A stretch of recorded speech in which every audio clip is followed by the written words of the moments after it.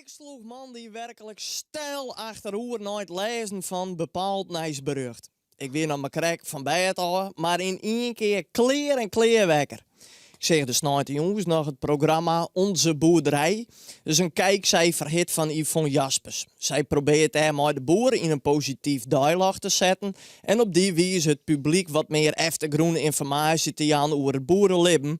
Om de boer en zijn stress wat meer te snappen. In mijn optiek nog een vrij oppervlakkig programma, maar dat komt gewoon door het feit dat het boerenleven te complex is door de wet en regelgeving. De boer zelfs versoept er al haast in en dan lukt dat zeker net in het programma van Oeren om dat uit te lezen. En om het nog complexer te maken zien, lees ik man die te moon tijdens het Maansbrachtje dat tweede Kamerlid Tjeerd Groot van D66 een plan heeft om de veestapel betreft Bargen en Hin te halveren om daarmee het stikstofprobleem te verhelpen. Ik stikte haast van Lilkens in mijn stikje balen. En ik dacht, maar beste meneer de Groot, denk er eens even aan. Dus misschien wel een nobel streven, maar dat een barg als piekenboer halveren moet in zijn veestapel, dat zou hetzelfde wijzen als een timmerman de helft van zijn gereedschap voor het gooien moet. Een buschauffeur maar de helft van de bus vullen mooi. Een vleentug maar voor de helft tankt werk in. En de politiek de helft minder debatteert. Zou dat goed komen? Nee. Als een boer de helft van zijn veestapel naar de slacht brengt, dan kan het bedrijf dicht. Zelfs mensen die het net goed rekken niet kennen, lijkt als mij, kunnen wel bedenken dat het qua centrage echt net uit kan.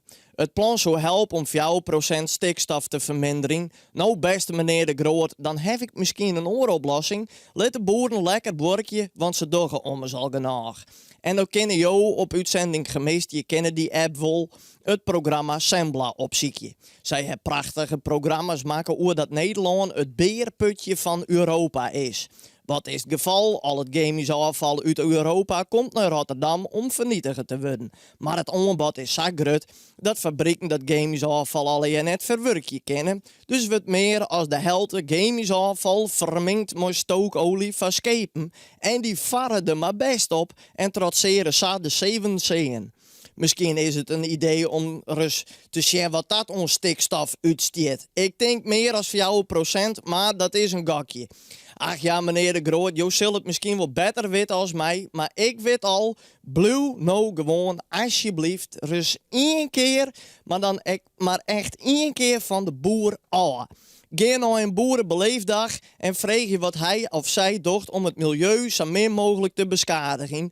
En dan kun je jou voor de camper meenemen, want het kost je 2 dagen voordat de boer uitpraat is om uit te lezen wat hij of zij voor het milieu doet. Maar waarom moet ik dit al je bedenken, wielst ik nog maar 5 minuten wekker ben?